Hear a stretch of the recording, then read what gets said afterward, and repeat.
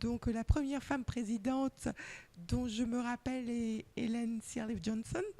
Ensuite, nous avons eu Dr. Joyce et nous avons eu Catherine Samba Panza. Donc de grandes femmes. Et je me pose la question. Et si vous, Chanda Floriane, vous deveniez présidente de la République du Togo, que feriez-vous? Alors, c'est une très très bonne question. Alors, je pourrais dire que déjà...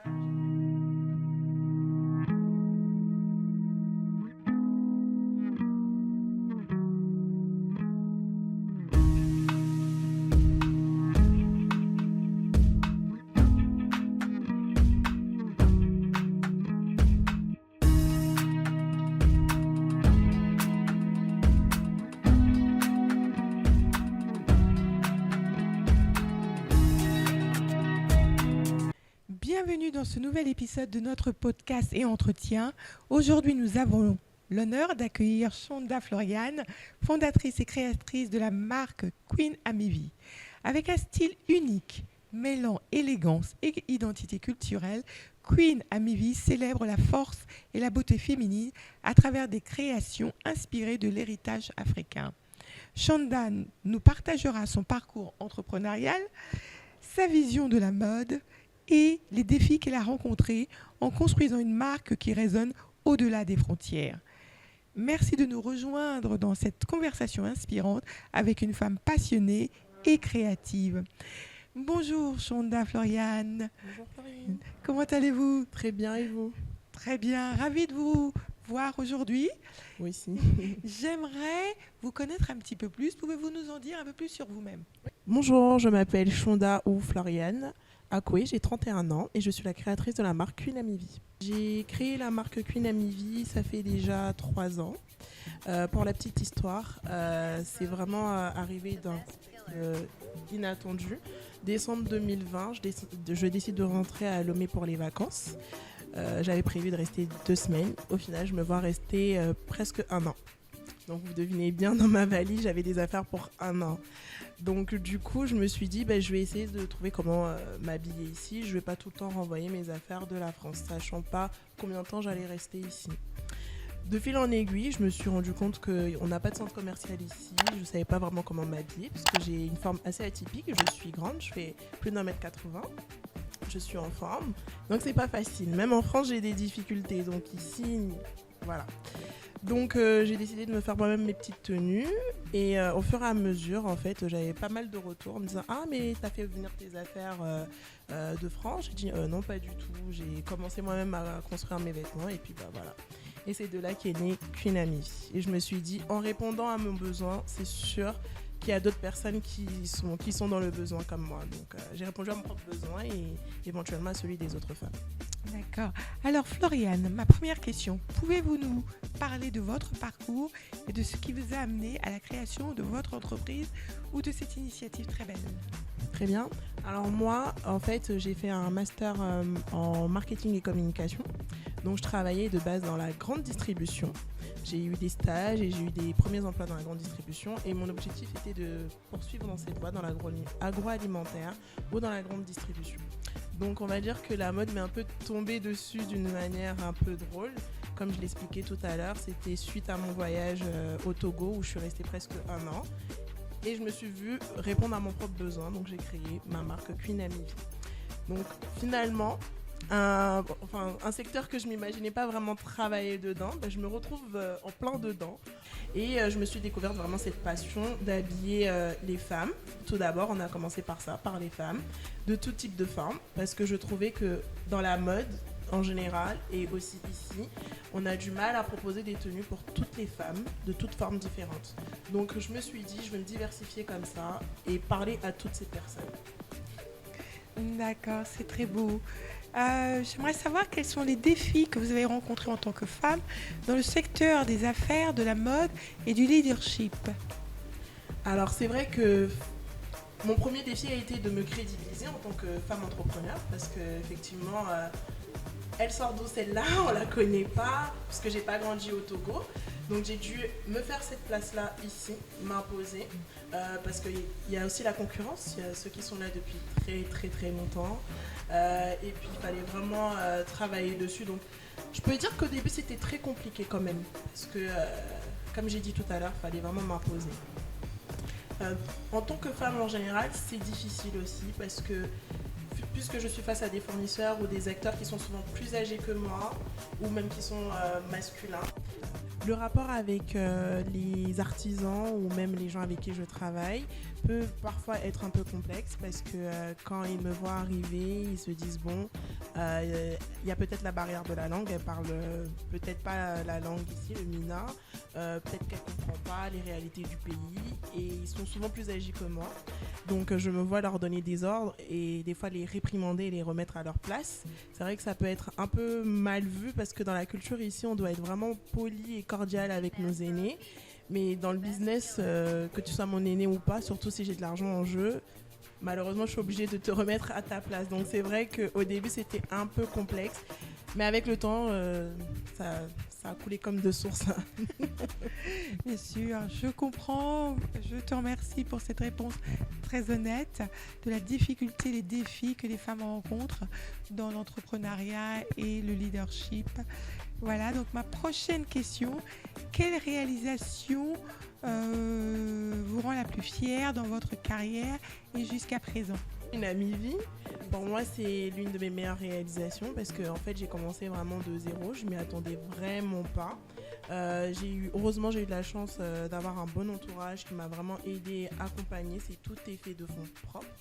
Donc, du coup, c'est vraiment une très belle réalisation.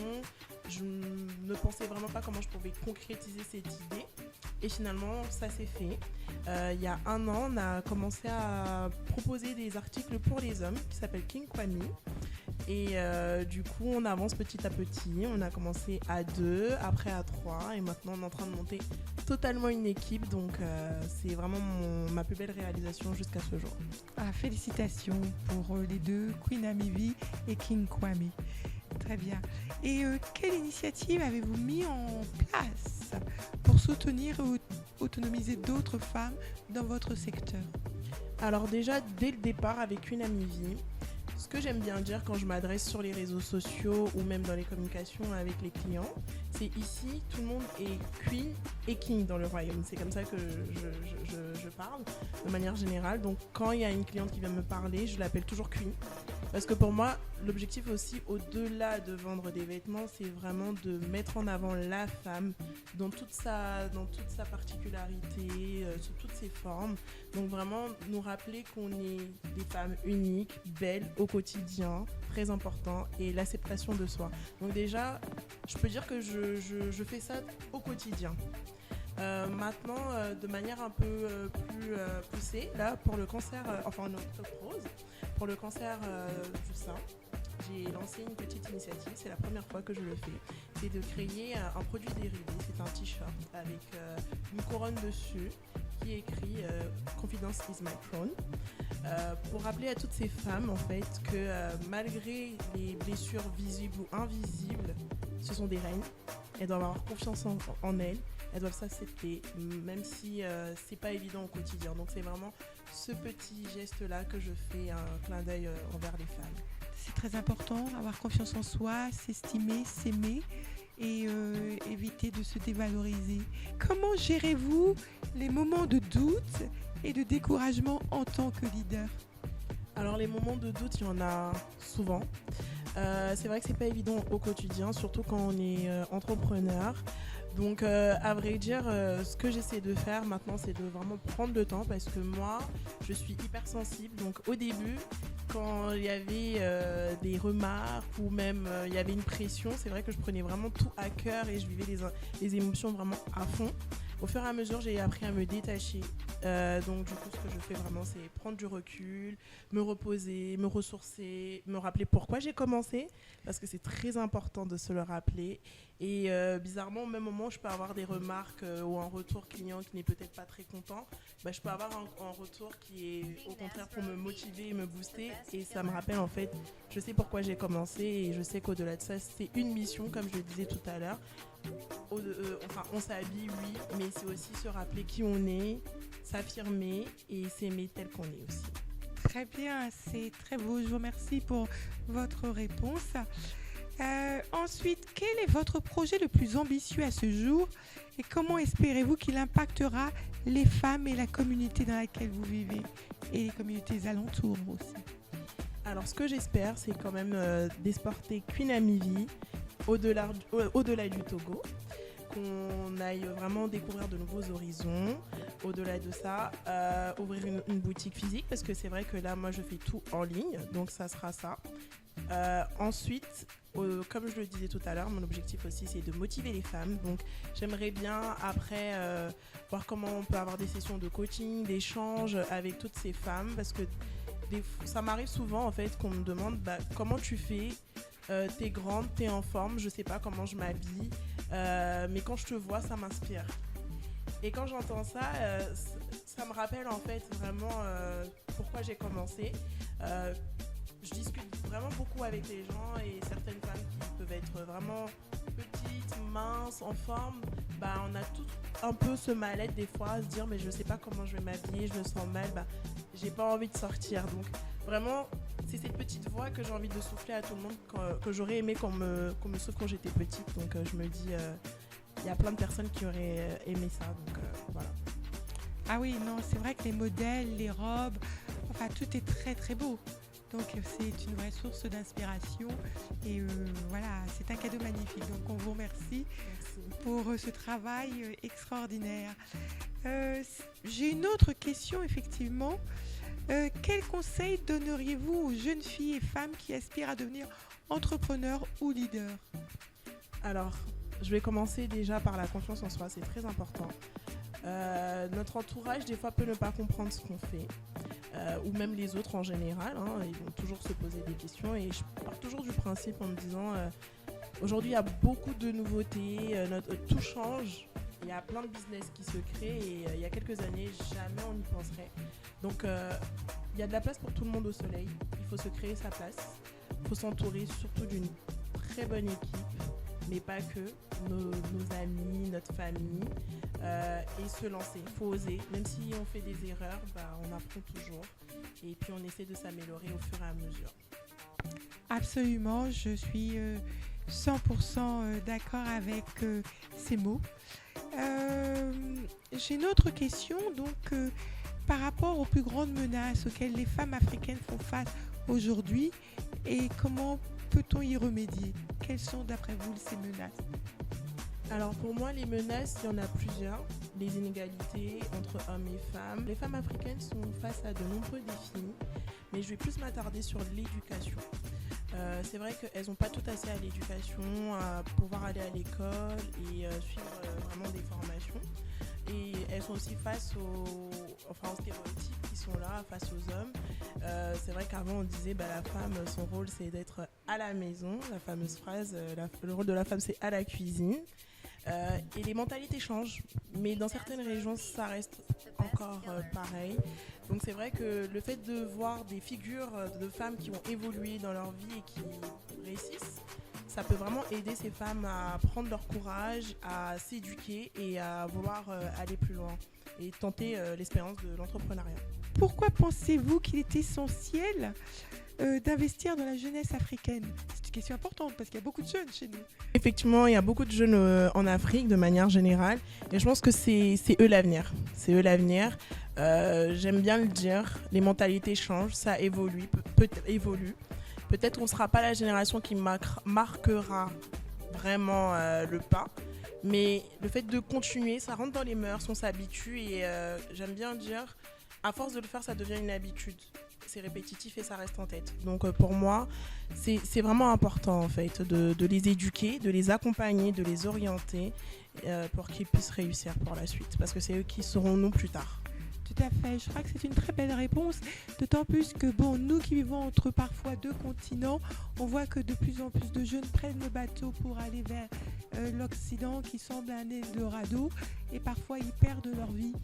Donc il faut les inspirer par notre travail, votre travail ici en tant qu'entrepreneur à réussir en Afrique plutôt que de se perdre sur des bateaux quelque part entre l'Italie et la France. Quels sont vos futurs projets pour renforcer l'autonomisation des femmes et des jeunes filles en Afrique, mais aussi pour votre entreprise? Quels sont les futurs projets de Queen Amivi? Alors, comme je le disais tout à l'heure, mon objectif, ce serait de traverser la frontière du Togo, de découvrir de nouveaux horizons. En dehors de cela, essayer de monter vraiment des groupes avec ces femmes-là, les rencontrer, échanger avec elles, voir s'il peut avoir un moyen de partage pour les accompagner. Comme je le disais tout à l'heure, j'aimerais bien cette voix que j'insuffle à travers Queen Amivi, j'aimerais bien l'insuffler à toutes ces femmes qui ont ce besoin-là. Parce que plutôt j'aurais aimé qu'on me dise écoute, t'es belle, accepte-toi telle que tu es grande, tu es différente, mais aime-toi comme ça. Donc j'aimerais bien aider pas que les grandes femmes, mais les femmes en général. Très très bien, c'est une très belle réponse. Et bien sûr, on souhaite à Queen Amivi tout le succès du monde. Alors j'ai quelques questions choc et un petit peu d'amusement vu que nous sommes dans une période politique très fertile et que en Afrique nous avons eu quand même quelques femmes présidentes. Donc la première femme présidente dont je me rappelle est Ellen Sirleaf Johnson. Ensuite, nous avons eu Dr. Joyce et nous avons eu Catherine Samba Panza. Donc, de grandes femmes. Et je me pose la question. Et si vous, Shonda Florian, vous deveniez présidente de la République du Togo, que feriez-vous? Alors, c'est une très très bonne question. Alors, je pourrais dire que déjà, j'aimerais bien découvrir mon peuple, apprendre à les connaître. Connaître un peu leurs envies, leurs passions, pour pouvoir y répondre le mieux que je peux. Comme on est dans le thème de l'entrepreneuriat et surtout vis-à-vis des femmes, j'aimerais bien les accompagner dans leur process. S'il faut octroyer des bourses, mais faut pas seulement donner, il faut vraiment les suivre, les accompagner du début à la fin, leur montrer que ce qu'elles veulent, ça peut être possible, essayer d'avoir aussi des études, avoir une base de données d'études qu'elles peuvent s'en servir pour lancer leur projet. Donc c'est vraiment les accompagner du début à la fin et espérer qu'elles puissent évoluer dès qu'elles peuvent. Super. En Europe, des jeunes qui travaillent chez Hermès comme couturiers et qui font de beaux sacs. Les sacs Hermès coûtent une fortune. C'est des carrières extraordinaires. On a des gens qui travaillent chez des grands designers qui font des bois, des meubles de grande qualité. Et donc, il y a des métiers nobles tels que être couturier ou artisans qui apportent une grande renommée et ils sont de plus en plus recherchés à travers le monde dans le luxe, la mode de luxe et l'intérieur design. Cependant, on voit aussi qu'il y a une grande jeunesse en Afrique qui préfère être dans les bureaux climatisés et qui se détourne des métiers d'artisanat. Que leur diriez-vous pour les encourager aussi à explorer ces parcours professionnels qui peuvent les amener vers l'excellence, parfois dans le luxe, et à arriver à des succès en tant qu'artisans, commerçants, entrepreneurs de la mode, du luxe et de l'intérieur design et autres? Alors c'est une très belle question. J'ai envie de répondre déjà tout d'abord. Il n'y a pas de sous-métier pour moi. Tous les métiers sont des métiers qui demandent beaucoup de force et de courage. Donc pour moi, il ne faut pas se catégoriser et se mettre dans une box. Donc je les inciterai vraiment à se découvrir, à découvrir un peu leur passion, à apprendre des métiers parce que c'est très important d'avoir plusieurs cordes à son arc. Donc pour moi, ok, tu es dans un bureau, mais en dehors du bureau, il y a plein de personnes qui font de la couture, de la danse ou qui apprennent à faire du batik par exemple. Et j'ai envie de dire, confrère, je cite, les nanabins, elles ont commencé comment? Elles étaient des femmes commerçantes et elles ont réussi par leur prestance, leur métier à devenir des femmes très très très influentes et reconnues à travers l'Afrique. Donc Elles ont commencé, c'est vrai, on pouvait dire elles étaient des vendeuses de paille. Mais aujourd'hui, qu'on dit qu'on est Nana Benz, ou on est même héritante d'une femme Nana Benz, on a cette place dans la société. Donc, pourquoi pas Pour une journée au Sika Golden Hotel and Suite. Donc, on espère bientôt vous revoir Oui, avec plaisir. lors d'un brunch and business où vous présenterez tous vos modèles à tous les invités qui seront ici. Donc, un partenariat gagnant-gagnant. Oui, ça sera avec plaisir. J'ai hâte. C'est très bien, je vous remercie pour cette conversation en or et pour le partage de toutes ces sagesses et de tous vos projets. Merci beaucoup, merci pour l'initiative et j'espère que ça pourra édifier toutes les femmes. Absolument, c'est fait pour toutes les femmes, pour les motiver à créer leur entreprise, à prendre des initiatives et à transformer leur vie pour le meilleur. Voilà, together we can, together we stronger. Donc comme on dit, toutes ensemble nous sommes plus fortes et toutes ensemble nous pouvons réussir. Donc je tiens à remercier les femmes et les hommes qui nous écoutent et nous les invitons à nous suivre, non seulement à travers le podcast et les entretiens sur YouTube, TikTok, Instagram, LinkedIn, Facebook, tous les réseaux sociaux qui existent. Et nous sommes bien sûr très très heureux de les accueillir ici au Sika Golden Challenge Suite. Voilà, je vous remercie mesdames et messieurs d'avoir écouté ce podcast et cet entretien et à très bientôt.